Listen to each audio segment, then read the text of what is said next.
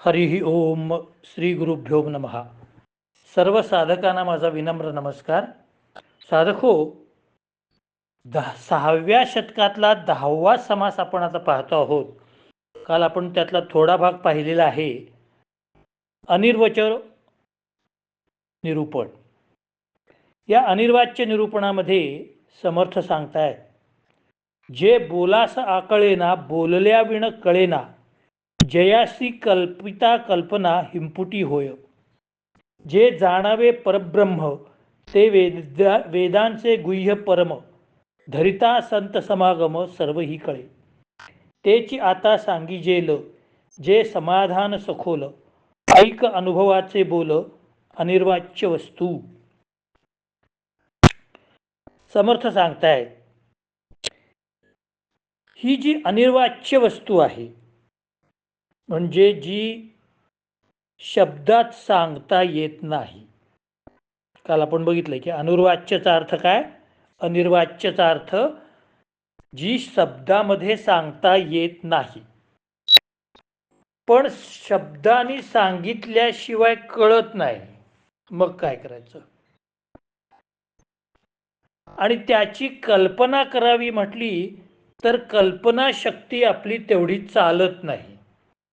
मग ती सांगायची कशी?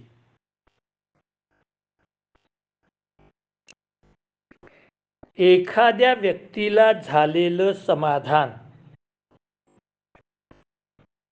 हे त्याला शब्दात सांगता येत नसेल,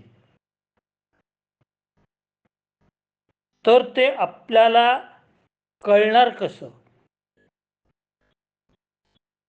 एक तर ते आपण कल्पनाशक्तीने समजून घेतलं पाहिजे, तेवढी आपली कल्पनाशक्ती जबरदस्त असली पाहिजे. कल्पनाशक्ती जर तुमची जबरदस्त असेल तर कोणत्याही प्रकारची कल्पना तुमच्या मनामध्ये लगेच त्याचं प्रतिबिंब उमटेल. मंगेश पाडगावकरांसारखे कवी प्रचंड कल्पनाशक्ती ज्यांच्याजवळ आहे असे, गदी माडगुळकरांसारखे प्रचंड प्रतिभा असलेले कवी, वपू काळेंसारखे प्रचंड कल्पनाशक्ती असलेले कथाकार, कालिदासासारखी प्रचंड कल्पनाशक्ती असलेले कवी कुलगुरू, यांचं साहित्य समजून घ्यायचं असेल तर आपली कल्पनाशक्ती सुद्धा त्या मापाची असली पाहिजे. सर्वसामान्य माणसाला कालिदास समजणार नाही, सर्वसामान्य माणसाला मंगेश पाडगावकरांच्या कविता समजणार नाहीत.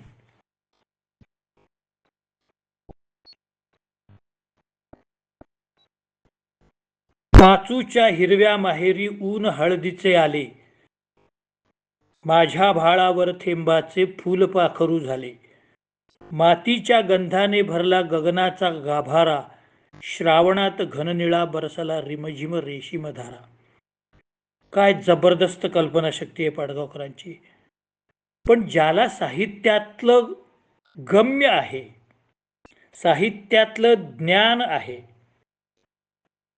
साहित्यामध्ये रुची आहे आणि ज्याची कल्पनाशक्ती ती समजून घेण्याला सक्षम आहे, त्यालाच ते समजेल.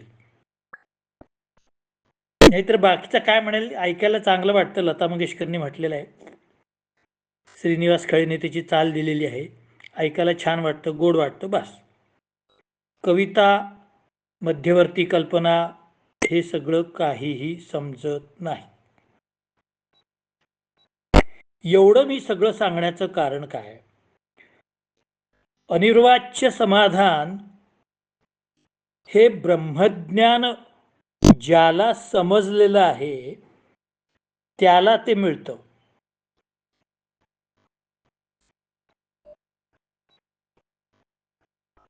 आणि ज्याला ते मिळतो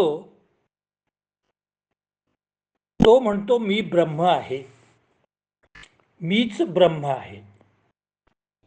आता मीच ब्रह्म आहे असं म्हटल्यानंतर तो त्याचा गर्विष्ठपणा होत नाही, ही त्याची अनुभूती आहे. अहम ब्रह्मास्मी ही त्याची अनुभूती आहे, तो त्याचा अभिमान किंवा गर्विष्ठपणा नाही. त्यानंतर त्याची दुसरी अवस्था असते की जिकडं तिकडं ब्रह्मच आहे, मी एकटाच ब्रह्म नाही आहे, सगळीकडं मला ब्रह्मच दिसतंय, ही त्याची दुसरी अवस्था आहे. ज्याला ब्रह्मज्ञान प्राप्त होतं त्याची दुसरी अवस्था अशी आहे की त्याला सगळीकडं ब्रह्मच दिसायला लागतं. ज्याने काळा गॉगल घातलेला आहे त्याला उन्हामध्ये सगळ्या गोष्टी काळसरच दिसायला लागतात. त्याप्रमाणे ज्याला ब्रह्मज्ञान प्राप्त झालेलं आहे त्याची पंचज्ञानेंद्रिय ब्रह्ममय होतात आणि मग ती सगळी ज्ञानेंद्रिय मेंदूला ज्ञान देतात, मेंदूपर्यंत निरोप पोचवतात, मेंदूपर्यंत सेन्स पोचवतात, संज्ञा पोचवतात, की सगळीकडं ब्रह्मच आहे. मग सगळीकडं ब्रह्मच आहे हे गोष्ट अनिर्वाच्य आहे की नाही. मी जर उद्या रस्त्यात उभारून चौकात उभारून म्हणालो मला सगळीकडं ब्रह्म दिसतंय, लोक म्हणतील ह्याला एरोडाला पाठवून द्या. कारण मला ब्रह्म दिसलं म्हणून बाजूच्या माणसाला काय दिसणार, अरे हा काय टिळक चौक आहे, इथून बस चालले, तिकडून गाड्या चाललेत, रिक्षा चाललेत, लोक आहेत, तुला काय कसलं ब्रह्म दिसलं ह्याच्यात. पण ज्याला ब्रह्म दिसतं तो काय म्हणतो, मी ब्रह्म आहे, आत्मा आहे सर्वसाक्षी, हे बोलीजे पूर्व पक्षी, जो कोणी सिद्धांत लक्षी तोच सिद्ध. सिद्धांत वस्तू लक्षू जाता, सर्वसाक्षी ते अवस्था, आत्मा ती हुनी परता अवास्तित. सिद्धांत वस्तू लक्षू जाता, सर्वसाक्षी ते अवस्था, पदार्थ विज्ञान तेव्हा सरे, द्रष्टपणा ते नुरे, ते समयी उतरे भुज मीपणाचा. जेथे मुराल मीपण तेची अनुभवाची खूण, अनुर्वाच्य समाधान या कारणे बोलीजे. ज्याला ब्रह्मज्ञान प्राप्त झालेलं आहे त्याची अवस्था कशी होते, त्याचा तिसरा अनुभव, तो म्हणतो मी सर्वसाक्षी आहे. काय म्हणतो तो, मी सर्वसाक्षी आहे.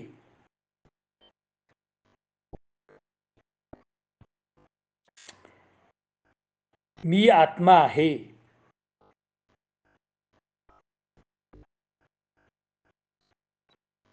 त्याचा द्रष्टेपणा पूर्ण नाहीसा होतो, मीपणाचा भ्रम पूर्ण विसरून जातो. मला देह आहे हेही तो विसरून जातो. फक्त मी आत्मा आहे एवढंच ज्ञान त्याला शिल्लक राहतं. आणि तो जे वर्णन सांगतो ते आपल्याला कळत नाही. एक म्हणजे ते सांगताच येत नाही. आता ते सांगता का येत नाही याचं फार छान कारण समर्थाने या ठिकाणी दिलंय.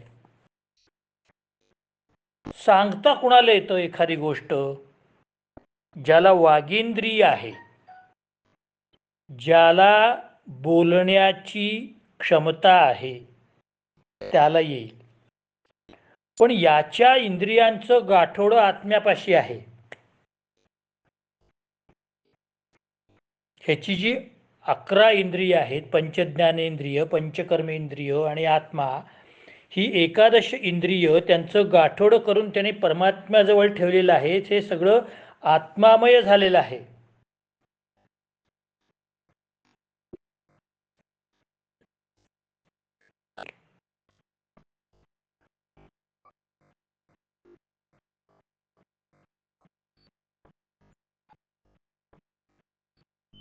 मग त्याला सांगायला वागेंद्रिय नको का, वागेंद्रिय शिल्लकच नाही ना त्याच्याकडं, मग तो बोलणार कशाने?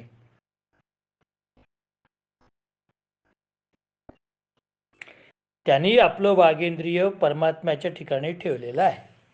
त्याच्या आता फक्त मनामध्ये आत्मा आहे, त्याला देहच नाही अशी त्याची अवस्था आहे. आपल्याला दिसतो त्याला देह आहे, सगळं आहे, हात पाय डोकं कान नाक सगळं आहे आपल्याला दिसतं. पण त्याची अवस्था अशी आहे, उन्मनी अवस्था किंवा उन्मनीच्या अगोदरची जवळची अवस्था, की त्याला इंद्रियच कुठली त्याची सक्षम नाही आहेत. मग तो स्वतःला आलेला अनुभव सांगणार कसा?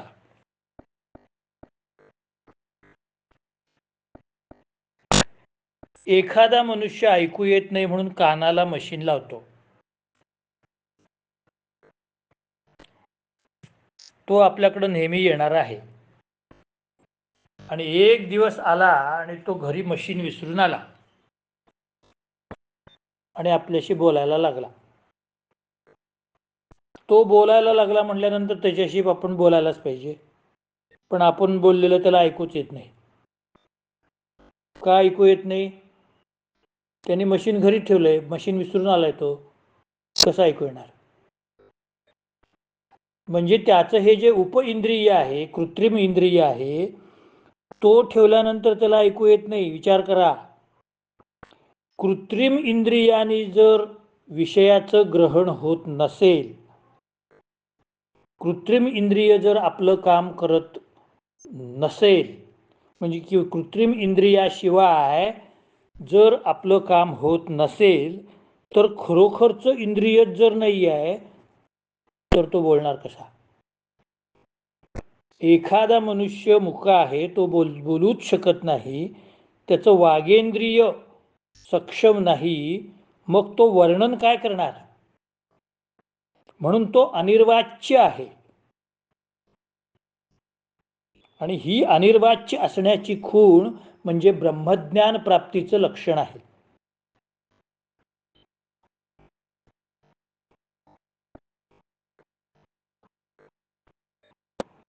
कारण शब्द हे माध्यम आहे.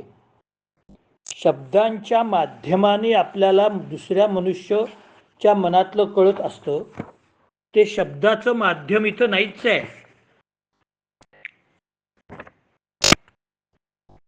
शब्दाकरता वस्तू भासे, वस्तू पाहता शब्द नासे, शब्द फोल अर्थासे घनवटपणे.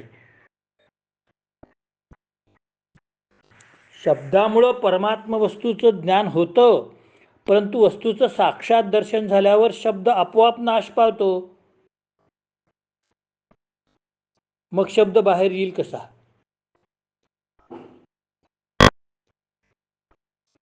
उदाहरण फार सुंदर दिलंय. तांदळावरती भूस असते, कोंडा. जेव्हा तांदूळ काढला जातो तेव्हा ते भूस आपोआप जातं आणि तांदूळच मिळतो फक्त. फोलपट आपोआपच गळून पडतं, शिल्लक येतो तो तांदूळ. तसं हा शुद्ध तांदूळ म्हणजे आत्मसाक्षात्कार आहे. आणि शब्द आणि अर्थ म्हणजे त्यावरचा कोंडा आहे, तोच नष्ट झाला. आता काय करायचं?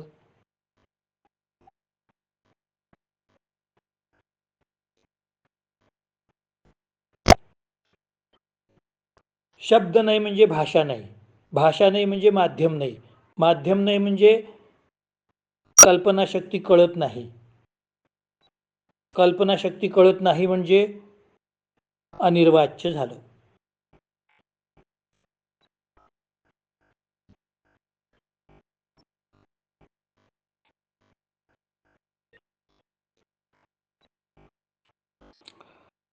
टीव्हीवरती मूकबधीर लोकांसाठी बातम्या लावतात, तुम्ही कधी बघितल्या असतील. त्या दूरदर्शन मधल्या ती निवेदिका काय करते? हाताने खूण करते. मग त्या मूकबधीर लोकांना समजतं, त्यांच्या भाषेत ती खुणा करत असते. त्यांना त्या बातम्या त्यांना समजतात, आपल्याला समजत नाही, त्यांना त्या समजतात. पण समजा ती बाई सुद्धा मुकी आहे असं आपण समजलो. पण तिला निदान हात हे इंद्रिय कर्मेंद्रिय आहे ना. ह्या अनिर्वाच्य ब्रह्मज्ञान प्राप्त झालेल्या माणसाला हात हे इंद्रिय पण नाही आहे.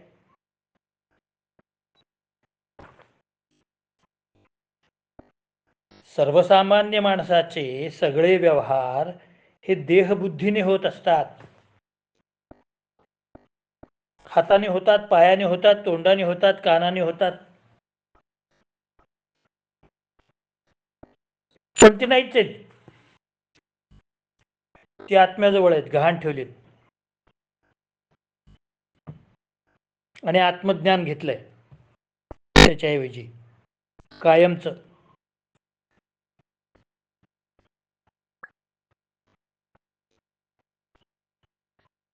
म्हणून हे आत्मस्वरूप जे आहे ते कमालीचं सूक्ष्म आहे, अत्यंत सूक्ष्म आहे. ते अतिंद्रियाशिवाय समजत नाही.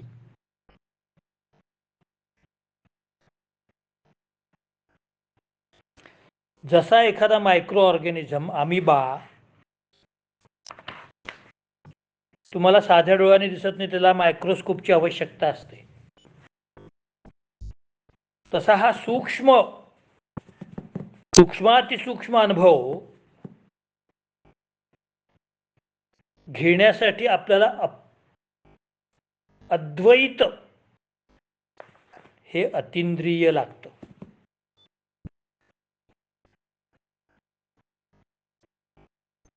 समर्थ म्हणतात सूर्य आहे म्हणून आपल्याला रात्र आणि दिवस कळतं.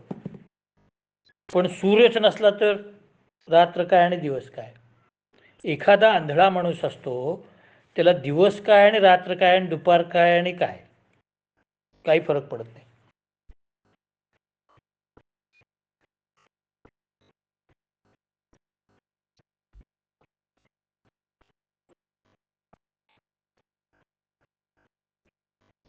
मग ज्याला हे समजून घ्यायचं आहे त्याने काय करायचं, त्याने पहिल्यांदा देहबुद्धी त्याज्य करायची आहे.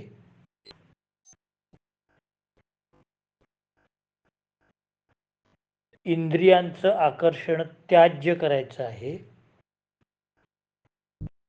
माया सोडून द्यायची आहे. माझा संसार आहे हे डोक्यातनं काढून मीच आत्मा आहे ही मानसिकता ठेवायची आहे.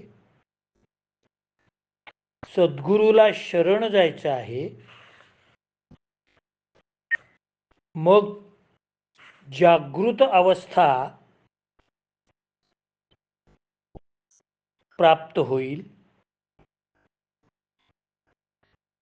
सद्गुरूंचा उपदेश होईल, सद्गुरूंचा अनुग्रह होईल आणि मग मी अजन्म आहे हे मनामध्ये रुजवलं जाईल. या ठिकाणी 6वा दशक संपलेला आहे. 7व्या दशकातलं पहिलं चरण आपण बघूया.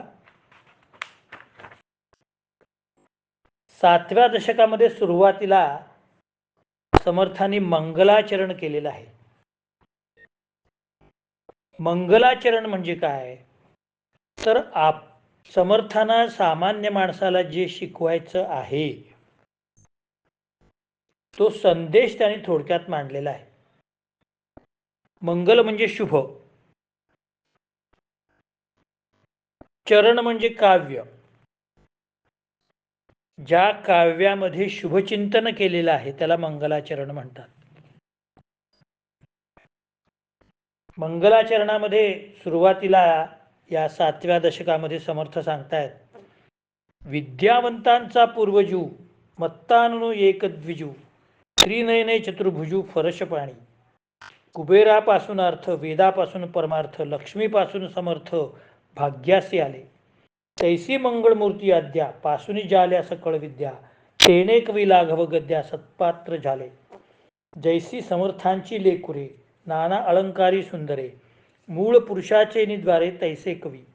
नमो ऐसीय गणेंद्रा विद्याप्रकाशे पूर्णचंद्रा, तयाचे निबोधामृता भरिते दाटे बळे. पहिल्यांदा ते गणपतीची प्रार्थना करतात, श्री गणेशाची.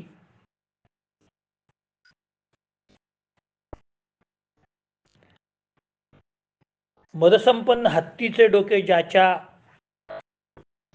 शरीरावरती आहे, जो विद्यावंतांचा मूळ पुरुष आहे, ज्याला एकच दात आहे, 3 डोळे आहेत, 4 हात आहेत, हातामध्ये परशु आहे. ज्याप्रमाणे कुबेरापासून धन प्राप्त होते, वेदापासून परमार्थ प्राप्त होतो, लक्ष्मीपासून ऐश्वर्य प्राप्त होते, त्यापासून सर्व विद्या प्राप्त होतात, आणि ज्यामुळं कवी उत्तम रचना करू शकतात, त्या गणपतीला माझा नमस्कार असो.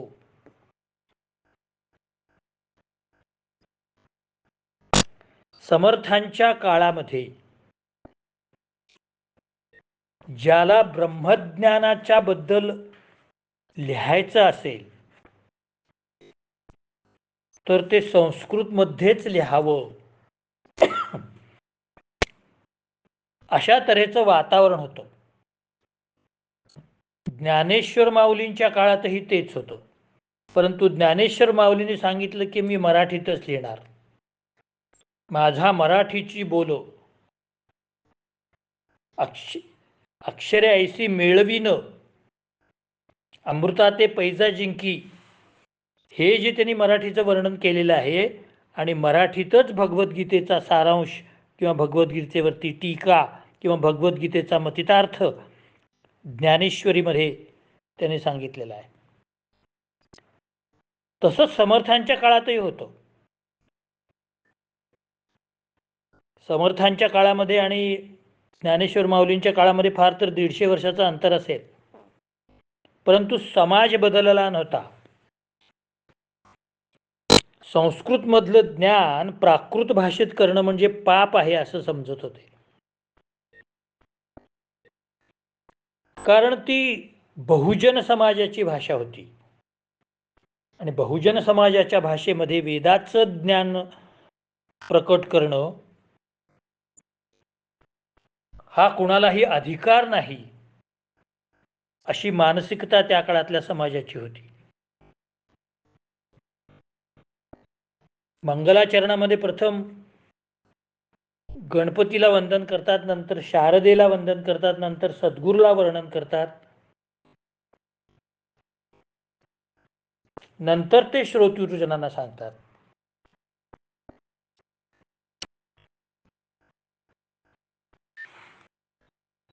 श्रोत्यांना ते सांगतायत.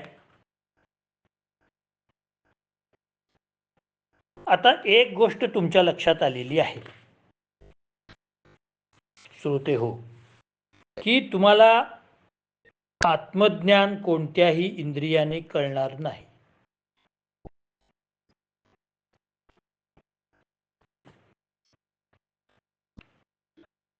तुम्हाला आत्मज्ञानाचं वर्णन सांगणारा कोणीही भेटणार नाही,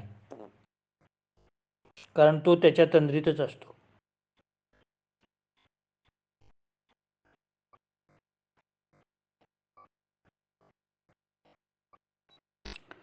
मग तुम्हाला आत्मज्ञान जर मिळवायचं असेल तर तुम्ही काय करायचं?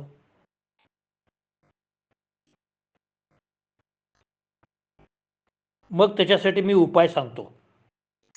एक गोष्ट लक्षात ठेवा, समर्थ नुसतं प्रश्न निर्माण करून गप्प बसलेले नाही आहेत.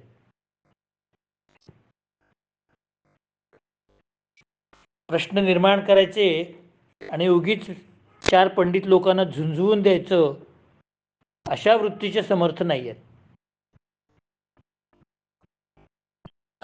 समर्थ स्वतःच त्या प्रश्नाचं आकलन करतात आणि उकलनही करतात. समर्थ म्हणतात की आता तुम्हाला ब्रह्मज्ञान कशामुळं मिळत नाही हे कळलेलं आहे. एकादश इंद्रियामध्ये शक्ती नाही, मनामध्ये शक्ती नाही. आत्मज्ञानी जे सांगतो ते तुम्हाला कळणार नाही, कारण तो सांगतच नाही. मग तरी सुद्धा तुम्हाला आत्मज्ञानाबद्दलची ओढ आहे. मग त्यातल्या पहिल्या स्टेप्स तुम्हाला मी सांगितलेल्या आहेत. देहबुद्धी त्यागा, प्रपंच त्यागा, इंद्रियांचा मोह त्यागा, सगळं त्यागा. मग संत संगती करा. आणि आता या समासात ते सांगतायत की सगळ्या लोकांना संस्कृत येणं शक्य नाही. आत्मज्ञान कसं प्राप्त करून घ्यायचं असतं, हे वेद, उपनिषद, आरण्यक, ब्राह्मण या ग्रंथात सांगितलेलं आहे. मीमांसा, तर्क. पण हे ग्रंथ तर संस्कृतमध्ये आहेत. मग माझ्या बहुजन समाजाला, ज्या समाजासाठी मी कार्य करतो आहे, त्यांना यातलं ज्ञान कसं समजणार, हा प्रश्न ज्ञानेश्वरांसारखा त्यांनाही पडलेला आहे.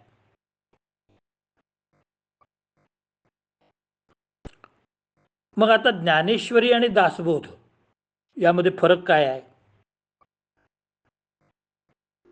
फार मोठा फरक आहे महाराज.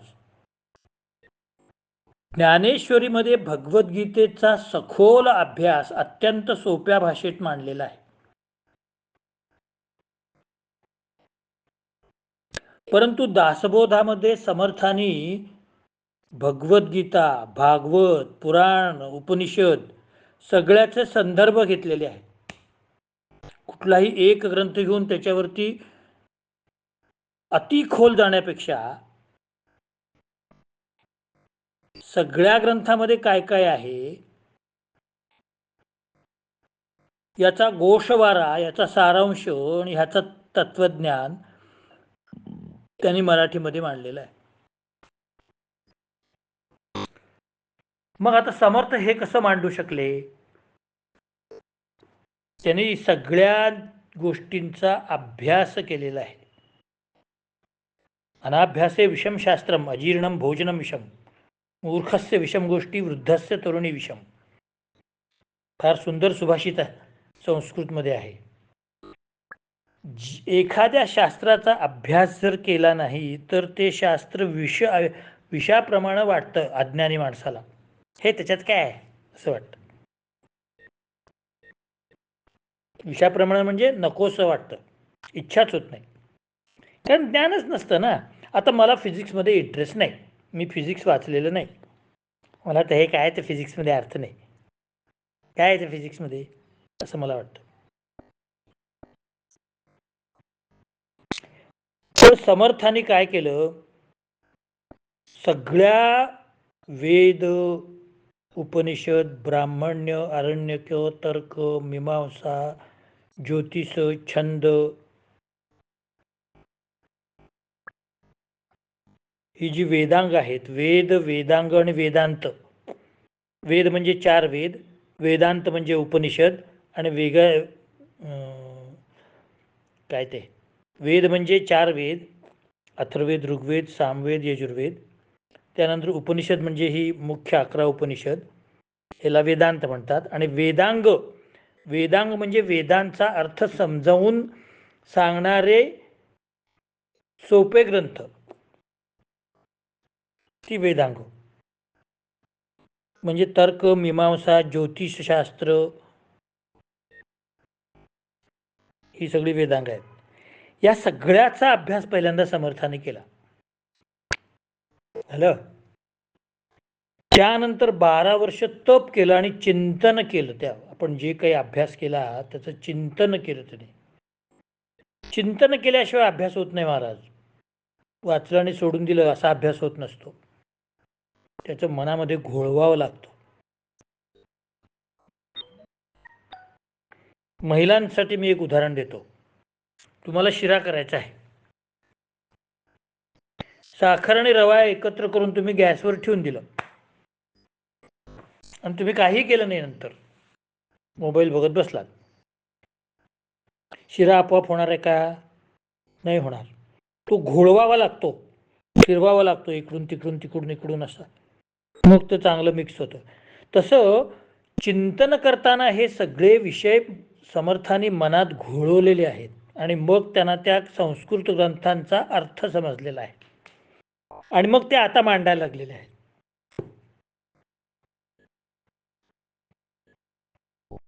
मग पहिल्या सगळ्या प्राथमिक उपदेशानंतर ते काय सांगतात की आता मी तुमच्यासाठी हे मराठीत लिहितोय,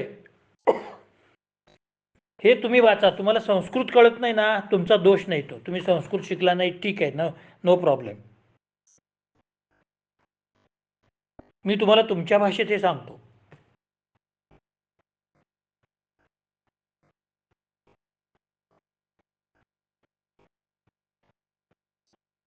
मराठीमध्ये जर रचना केली नसती तर संस्कृत भाषेतलं गम्य कुणालाच समजलं नसतं, ते तसंच राहिलं असतं ग्रंथातच. समर्थाने वाचन, मनन, चिंतन आणि प्रकटन हे तिन्ही केलेलं आहे, कारण अतिशय तेज बुद्धी असणारे होते समर्थ, म्हणूनच ते समर्थ होते.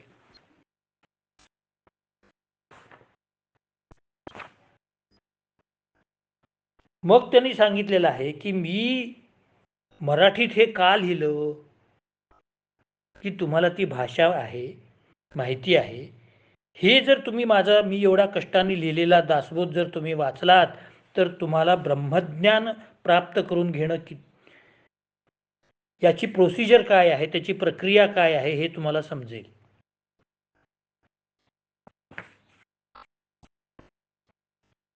विश्वाचं ज्ञान तुम्हाला होईल.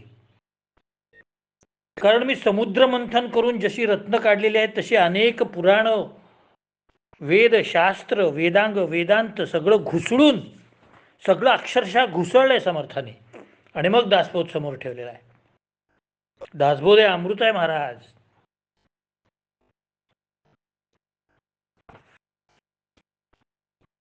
आणि मग